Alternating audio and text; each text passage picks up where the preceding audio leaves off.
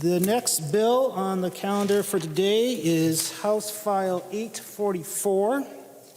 The clerk will report the bill. House File number 844, number 2 on the calendar for the day, an act relating to consumer protection. I recognize the author of the bill, Representative Stevenson. Will you please explain the bill? Thank you, Mr. Speaker. Members, last month we had an extreme weather event that occurred across the middle of the country. Record cold, ice, and snow hit Texas, Oklahoma, and most of the other states in the middle of the country. Due to deregulation, incompetent grid management, and impossibly poor planning by both public and private sector officials in Texas, hundreds of thousands of Americans went without power for days. Across Texas, there were reports of huge spikes in the prices of essential goods and services. Food, bottled water, and hotel rooms all surged in price, making a terrible situation even worse. Some hotels that still had power increased their prices to over $1,000 a night. The fact that people profited to an absurd extent, that they took advantage of the pain and the misery and the suffering of others in the moment of desperation, is morally bankrupt. Fortunately for Texans, their state has a law against price gouging in an emergency, and it's a tough one. Violators can face fines of up to $250,000. Investigations are ongoing, and law enforcement officials in the state are promising action. 35 other states have laws against price gouging during a disaster. Minnesota, by contrast, has no such law. And our citizens would be without recourse if something like what happened in Texas were to happen here. This bill would change that. It would make it illegal to price gouge during a disaster declared by the governor. It would fine people who do price gouge and allow restitution for the victims. It also establishes clear expectations for what is permissible and what is impermissible pricing behavior during an emergency. Businesses won't be left wondering what they can and can't do. Some people watching this debate from home might be a little surprised to learn that Minnesota doesn't have a law against price gouging during an emergency. In particular, I'm sure some people are thinking back to the early days of the COVID-19 pandemic when the price of toilet paper and other essentials rose to heights. But in fact, this is an example of how Governor Walz used his executive authority under Chapter 12 to respond to the pandemic and protect Minnesotans. Executive Order 2010 prohibited selling essential goods and services for unconscionably excessive price. After implementation of Executive Order 2010, the Attorney General's office entered into 100 informal resolutions and 6 court-filed settlements stopping price gouging and recovering restitution.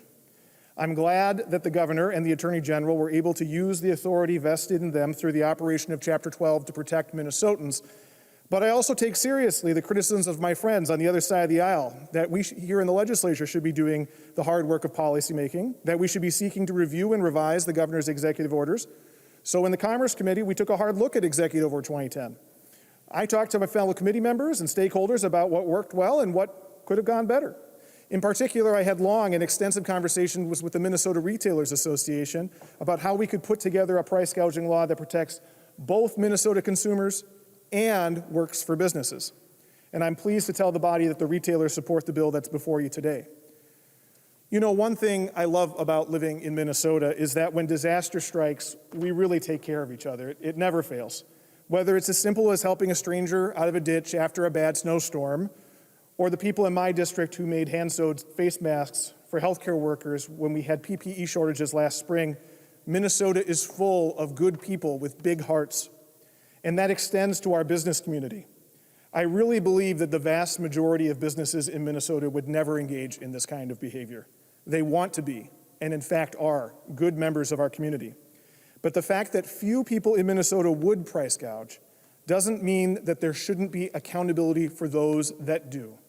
This bill is about ensuring that accountability. It's about protecting Minnesotans when they are most vulnerable. Thank you, Mr. Speaker. There are no amendments at the desk. The clerk will give the bill its third reading. Third reading, House File number 844. Third reading.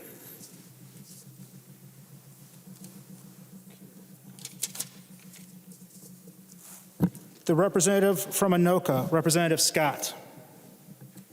Thank you, Madam Speaker. And, as minority lead on the Judiciary and Civil Law Committee, we've heard close to probably a dozen bills in our committee this year that have to do with civil penalties.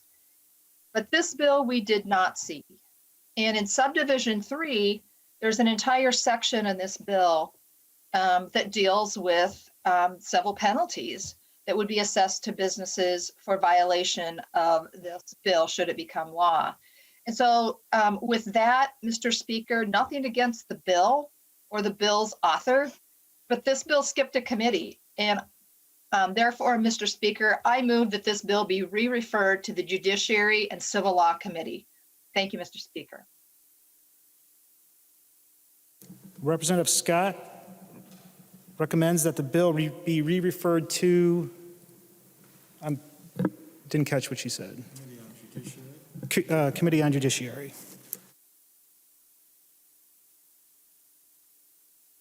Mr. Speaker,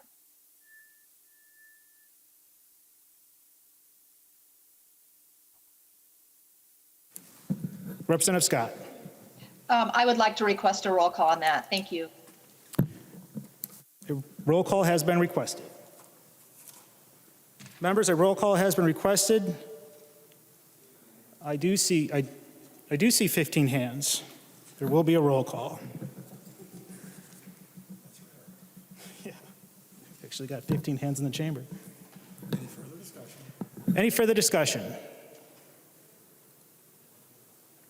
Seeing none? Repeat the question. Yes. Scott has moved that House File 844 be re-referred To the committee on be re-referred to the Committee on Judiciary and finance and civil law. Finance and Civil Law. Well, Representative Becker-Finn. Thank you, Mr. Speaker. And to the motion, I would just say that this is our relatively run-of-the-mill civil penalty piece, and we did review it, and I had declined to have this come to my committee, and so would encourage members to vote no. Any further discussion?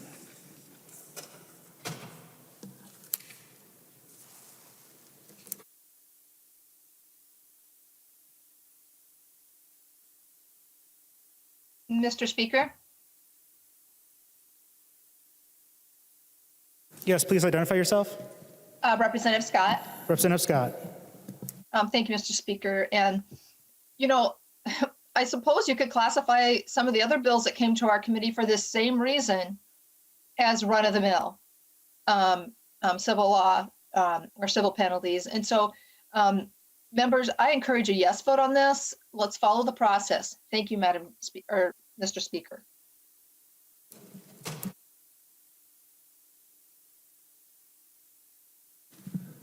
Ready? Okay, the clerk will take the roll.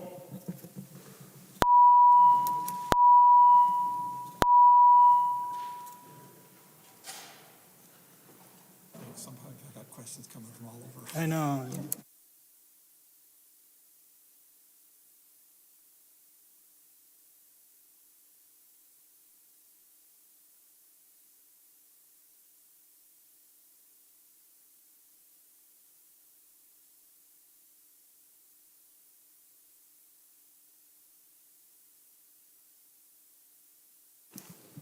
Members, please vote. In a few seconds, we'll have the clerk call the names of those members who haven't voted yet.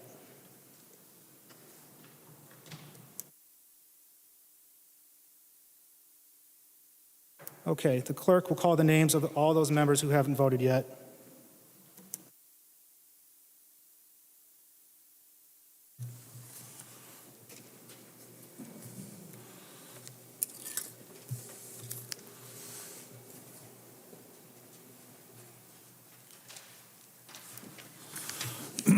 Bonner. Bonner votes no. Bonner, no. Baker.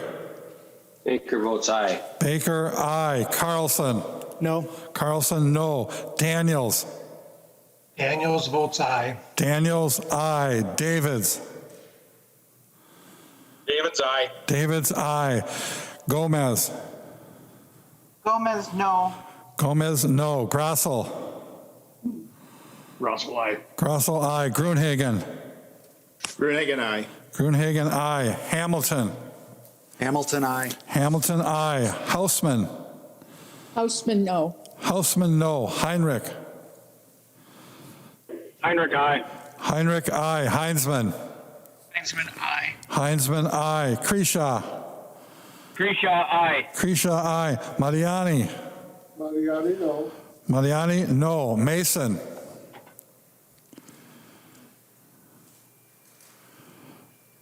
Mason.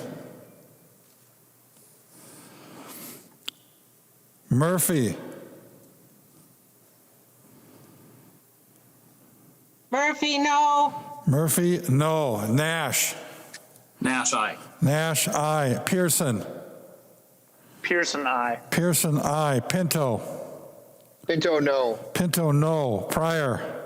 Pryor, no. Pryor, no. Sundin. Sundin, no. Sundin, no. Swazinski.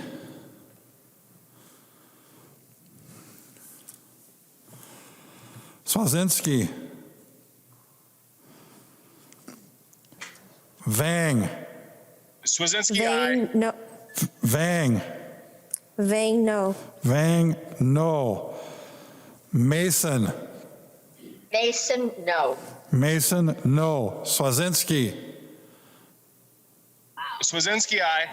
Swazinski, aye. Kosnick changes from no to aye. Kosnick changes from no to aye. Clerk will close the roll.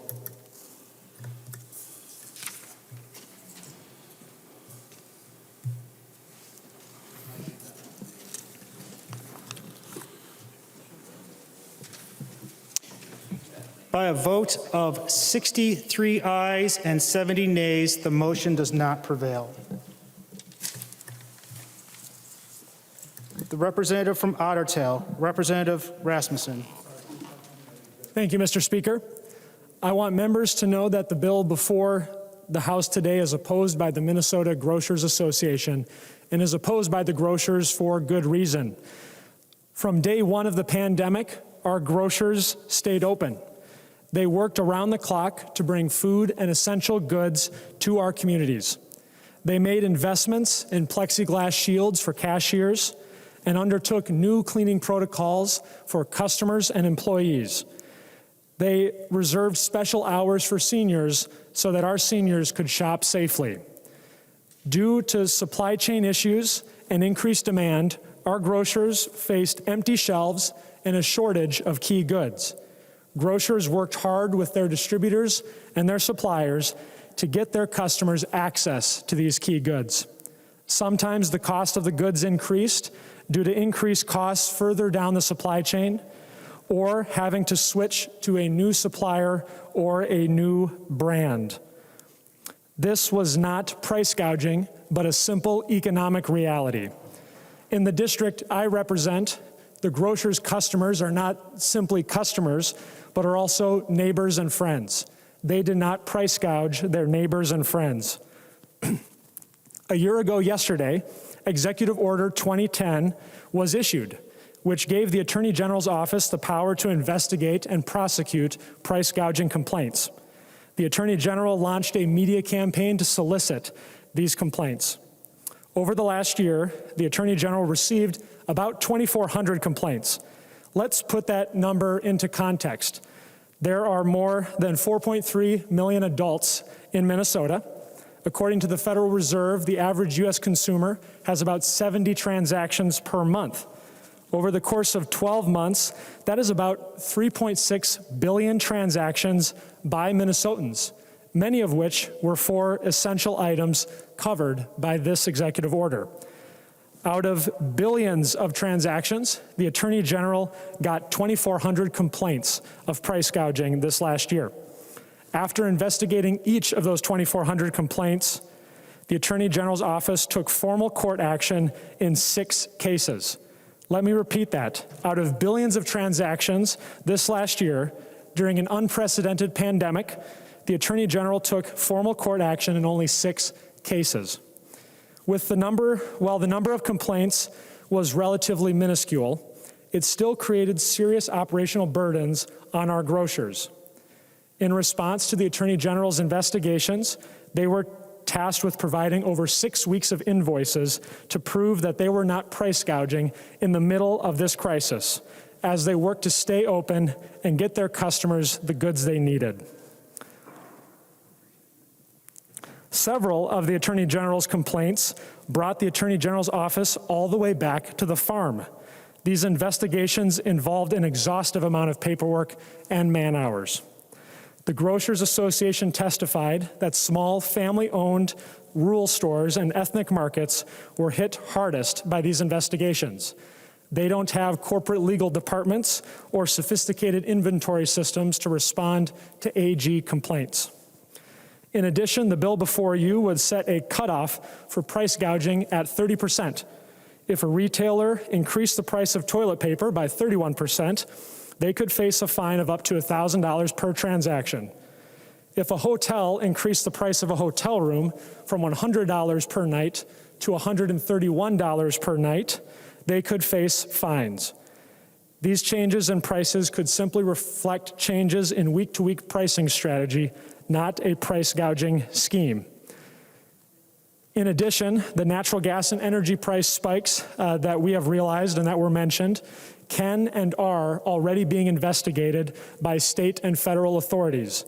Minnesota's Public Utility Commission is investigating, and the Federal Energy Regulatory Commission is also investigating. We do not need a new law to investigate price manipulation in our energy markets. While the bill author has said that the Retail Association is in favor of this bill, I think it is important to be clear that this isn't something that the retailers asked for. It wasn't on their session priorities. This is a situation where an organization says they're neutral or supportive because the law could have been worse. The grocers who sell mainly essential goods are still opposed. Members, rarely do we get to try out a law before passing it. Thanks to Executive Order 2010, we have tried a price gouging law for the last year. What have we learned? We've learned that out of billions of transactions, the Attorney General took formal court action in only 6 cases. We've learned from the Grocers Association that these largely unnecessary investigations created an undue burden on our family-owned stores and ethnic markets. We learned that price gouging laws make for a good press release, but don't actually help Minnesotans. Members, I ask you to vote no on this bill. We should be sending all of our grocers a thank you note after this last year, not an unnecessary policy our Main Street retailers can't afford. Thank you, Mr. Speaker. The representative from Wright, Representative Lucero. Thank you, Mr. Speaker. And I rise to oppose this terrible feel-good bill. Back in 2001, I was driving a truck. And we all remember 9/11, when Islamic terrorists hijacked airplanes and flew them into the towers in New York. That created a panic across the nation in many industries. One of them was in gasoline. And that night when I was working, driving my truck around the metro, I went from gas station to gas station where I witnessed the average price of gasoline back then, September of 2001, in the neighborhood of $1.60 a gallon, double and triple in a matter of hours. One of my stops just so happened to be at the Holiday gas station store just down the road from the Capitol.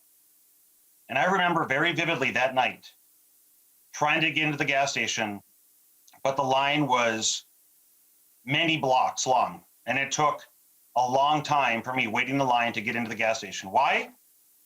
Because people were panicked at what the immediate future would hold.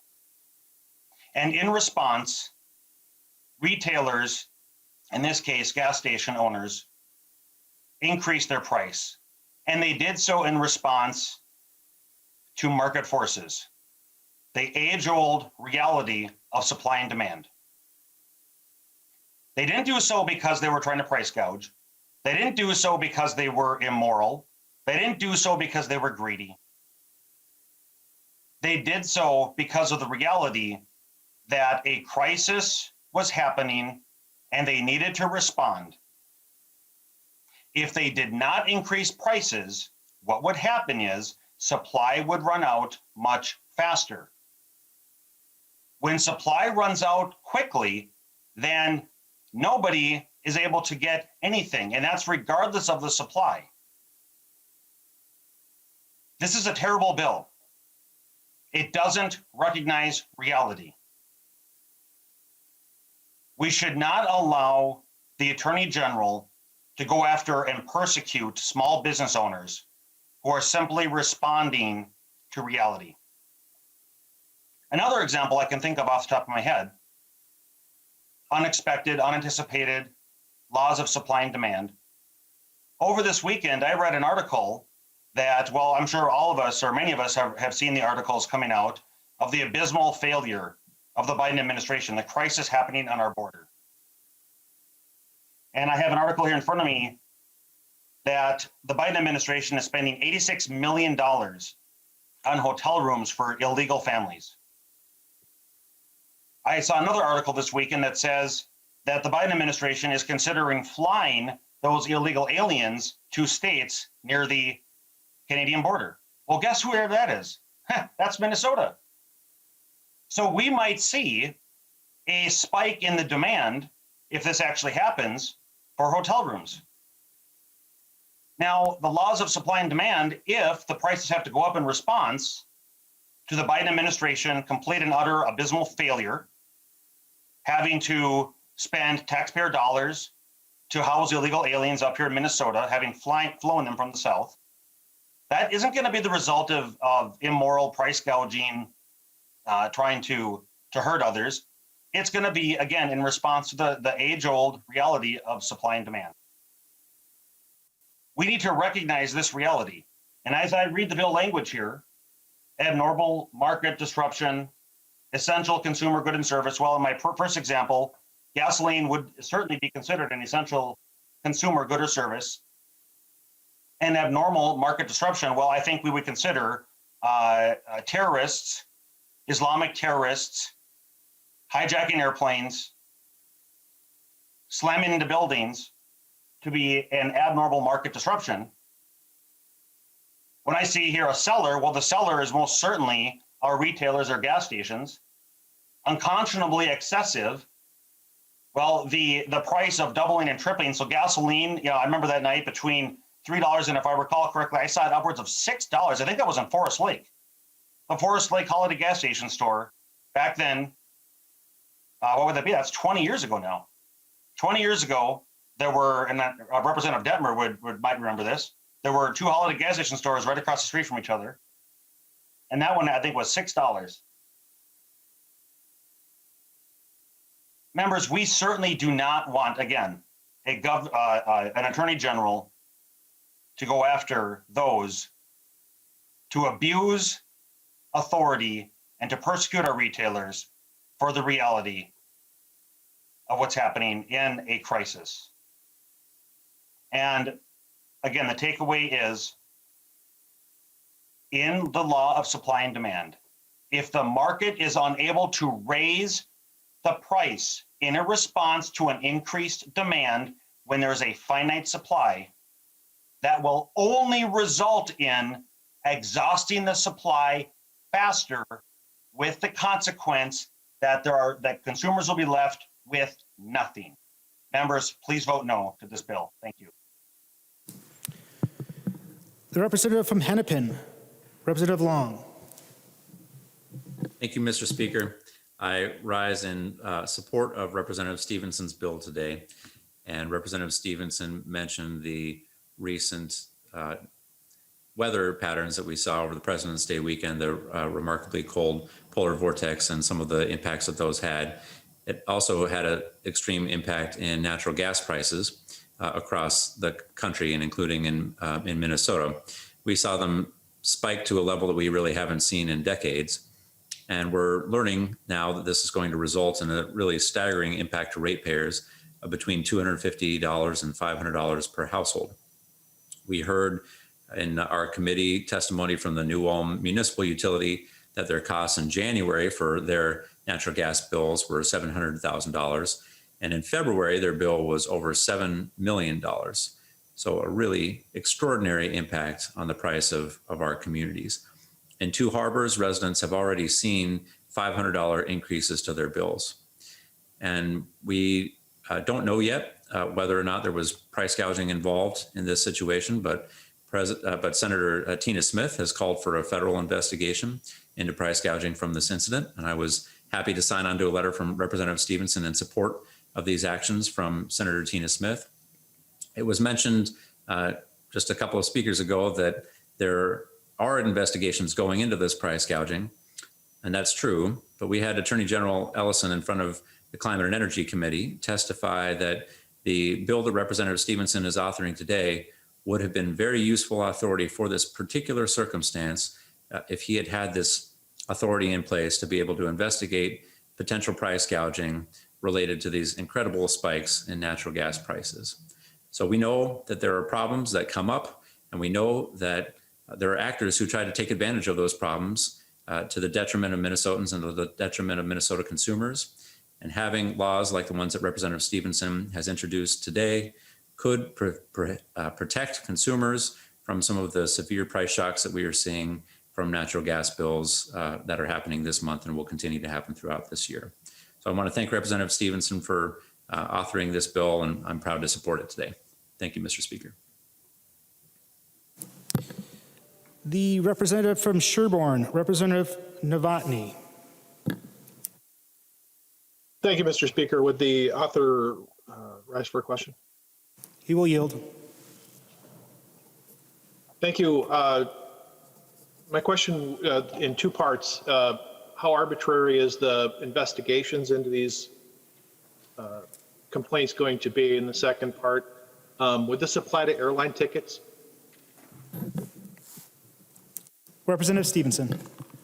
Thank you, Mr. Speaker. Representative Novotny, that was actually a major component of what we were looking to do by codifying this law, is giving some security to businesses, some real guideposts to what they can and can't do during an emergency in several different ways. And so there's guideposts around when exactly these rules come into effect.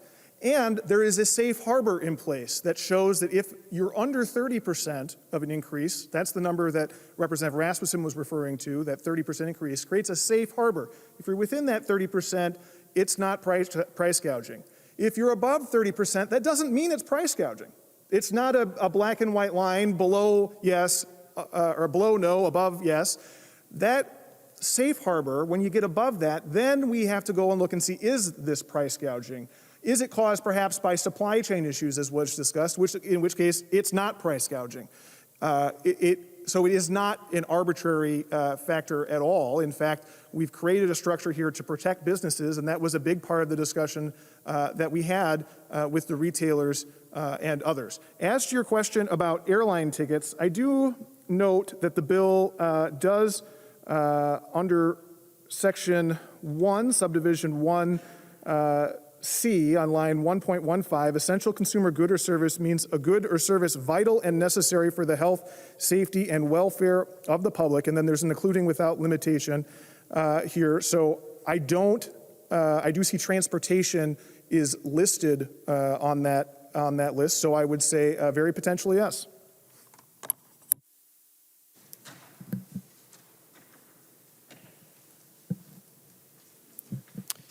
Representative Novotny.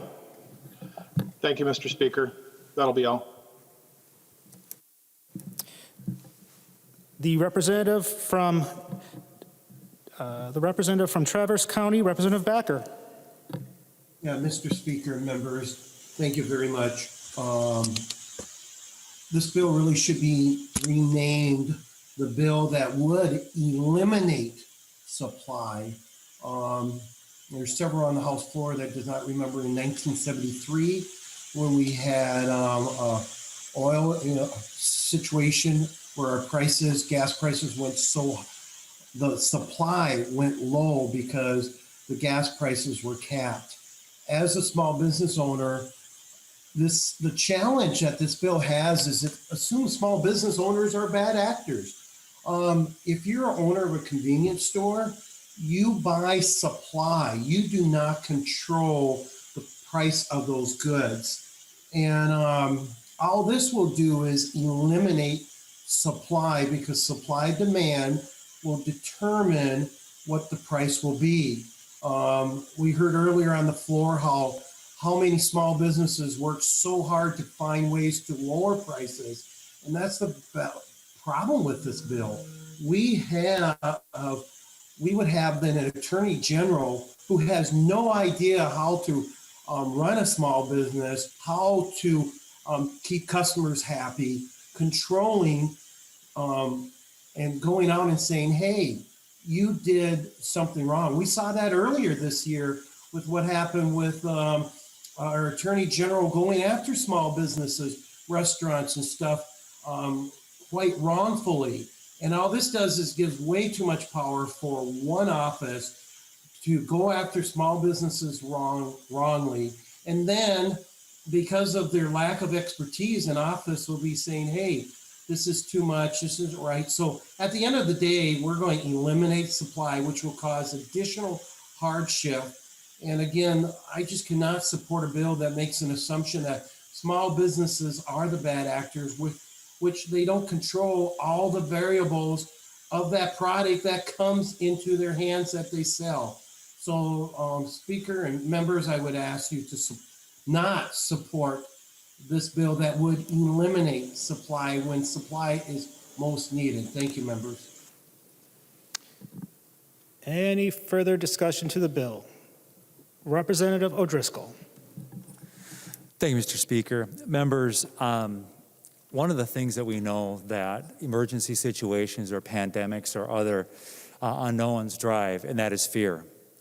And what fear drives is panic. And what panic drives is people wanting to get back to the basic instincts of taking care of themselves and taking care of their families.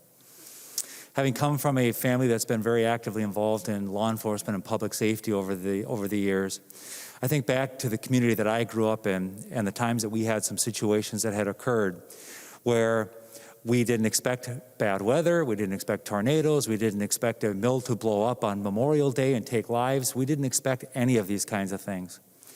But what we knew is that the first and foremost we had to do was to take care of ourselves and take care of our neighbors, take care of the people in the community. What I fear is that if an owner of a convenience store raises their gas prices in a way to try to conserve the amount of fuel that's available in a community because of some disaster that you do not know about, do not know the extent of, you could actually be compromising the community at large. Now, I know some of you have actually gone back to your technology devices and are kind of clicking away on it, and that's fine. That happens in the chamber. I get that. I understand that. But I also want you to understand that this is an important bill that you're about to ask all businesses to be subject to. No differentiation. It's a 30% price increase within a 6-month period of time.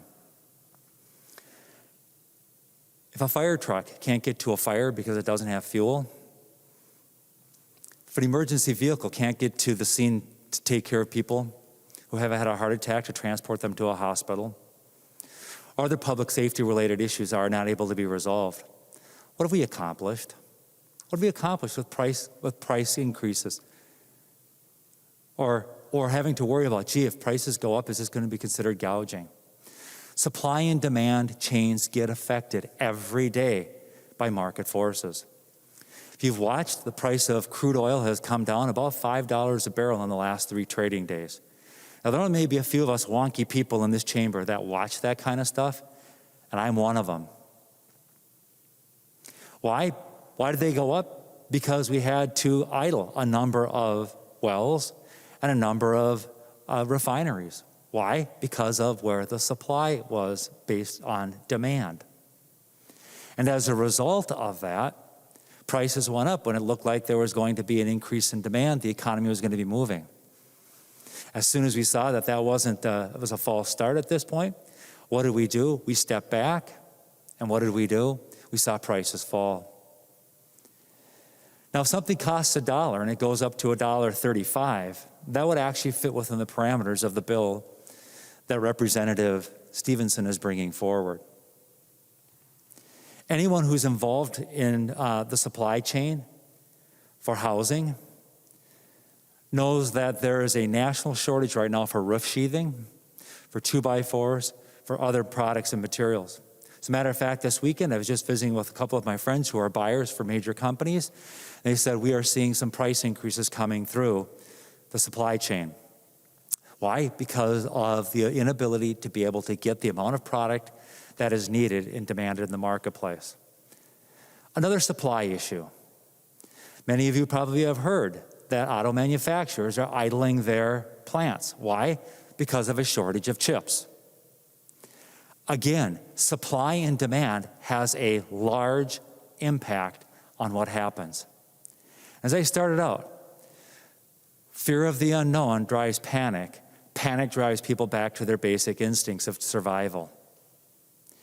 Out of 2,400 cases that were reported to the Attorney General under Executive Order 2010, resulted in 6 court actions.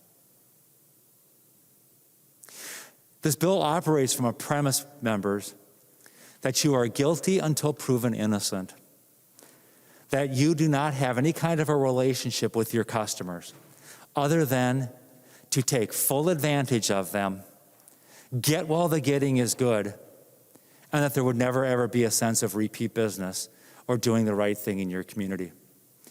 Remember, these are the businesses that are the first ones to step up to sponsor your children's ball teams, your ball clubs, first one to be able to donate to the raffle for the fundraiser in the community.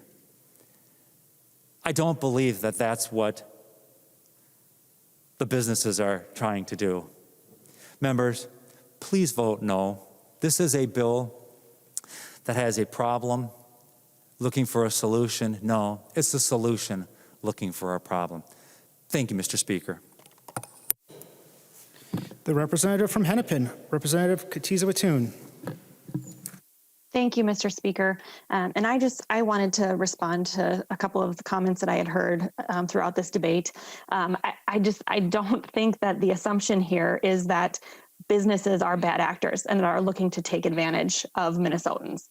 In fact, I think that the intention of the bill is the exact opposite. Like Chair Stevenson mentioned, the vast majority of Minnesotan business owners are in business to help people, to help their neighbors, to help their community members. Like Representative O'Driscoll was just speaking to sponsor those ball teams, to participate in community events and all of that. But all this does is put in parameters for those few bad actors who are going to take advantage of a situation when Minnesotans are suffering and try to make a quick buck. And I think it just makes a lot of sense to have this in place so that if something were to happen, like just recently happened in Texas, Minnesotans are protected all across the state. And the business owners who are doing the right thing and aren't trying to take advantage of anyone, they're not going to be impacted by this bill. So I urge you to support the bill to take care of Minnesotans everywhere. Thank you. Any further discussion on the bill? Any further discussion? To the bill author then, Representative Stevenson. Well, thank you, Mr. Speaker and members. This has been an interesting, if at times very unfortunate and distressing debate. I did want to clear up a few misconceptions. The first and most important is, I think, to what Representative Katiza-Wattoon was just saying. There's no presumption in this bill that all businesses are bad or that you're guilty until proven innocent. As a prosecutor, I know a thing or two about that. That's not the case at all. And just because something is rare doesn't mean that we shouldn't address it. I see my good friend Representative Wolgamott on the floor today, who's a realtor, and we know that the overwhelming majority of realtors in Minnesota are good people trying to help neighbors find homes. But we do have protections in law for realtors that abuse their position, that violate their fiduciary duties. We do hold those realtors accountable. because it's the right thing to do to hold people accountable when they abuse their power. And if a retailer or a grocer or anyone else is going to take advantage of Minnesotans during a moment of crisis to profit, then there should be accountability for that. There was a lot of discussion today about supply chain issues, which I find really unfortunate because the bill in plain black and white says that if the price discrepancy is caused by a supply issue, it's not price gouging. And in fact, that's an important piece about the bill that gives security to our retailers, not creates liability. So in the situation where there is a change in the supply that causes the price to go up, that's not price gouging. It's in black and white in the bill. There was also a lot of talk about how there was a burden on merchants, on retailers, an undue burden of investigations. And, you know, a couple of points here. One is that I would say that 35 states figured out a way to do this in a way that didn't cause the market to come crashing down, that businesses could accept. And frankly, our model here is very reasonable compared to some other ones. But the real issue here, the real burden we should be focusing on, are the families who are trying to survive these crises, who are trying to put food on the table, provide clean water, have a warm place to sleep. What's the burden on them? That's the burden that this chamber should be thinking about. And the last thing I want to say is this. I'm really distressed by the constant discussion about empty shelves, about prices as a way to regulate supply in a crisis. Because it implies that people with means have greater right to those essential goods and services than people without. Whether your family has a warm place to sleep during a polar vortex shouldn't depend on the balance in your checkbook. It shouldn't depend on whether you're a millionaire or a pauper. You should be able to provide for your family in Minnesota, whether you have clean water for them to drink, food for them to eat. It shouldn't depend on how rich you are. There are other ways to take care of supply in a crisis than price. Members, this is a common sense idea. It's wrong to take advantage of people when they're desperate. Everyone can understand that. That's what this bill is about. And that's why I'm asking for your green vote. The clerk will take the roll.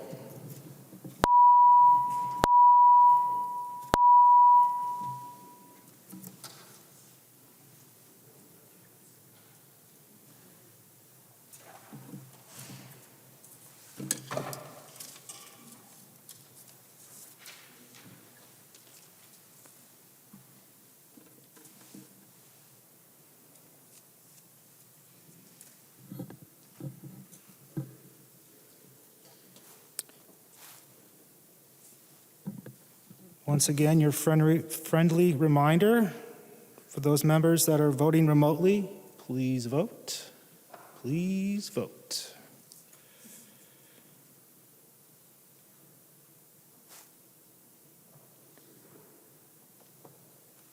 Okay. Will the clerk please call the names of all those members who haven't voted yet?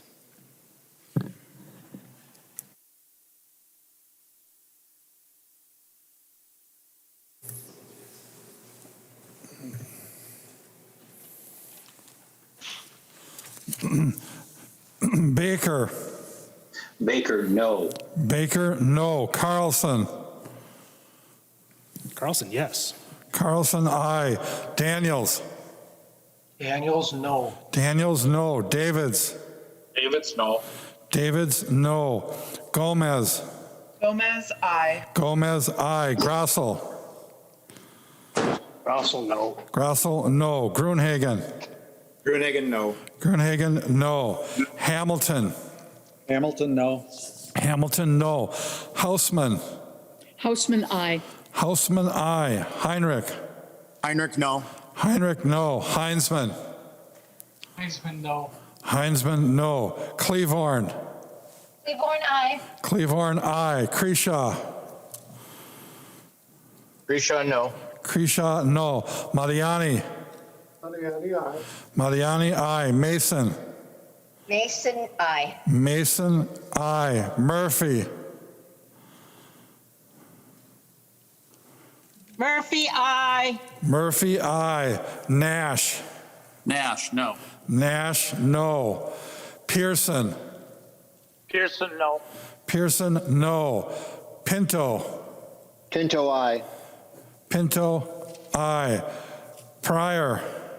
Pryor, aye. Pryor, aye. Sundin.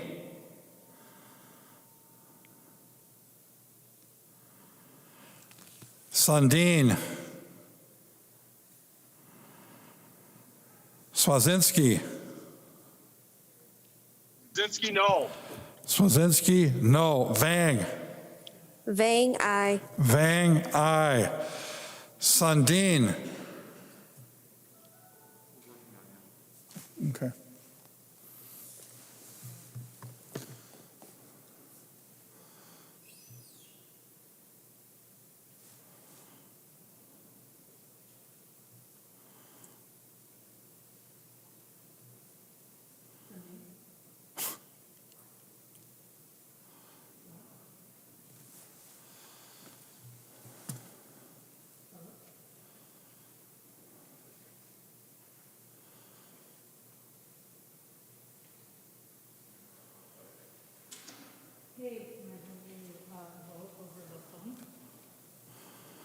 Sundin. Sundin votes aye.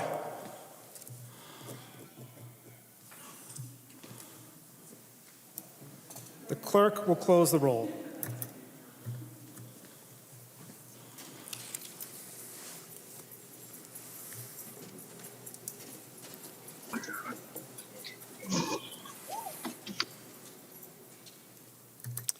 There being 71 ayes and 62 nays, the bill is passed and its title agreed to.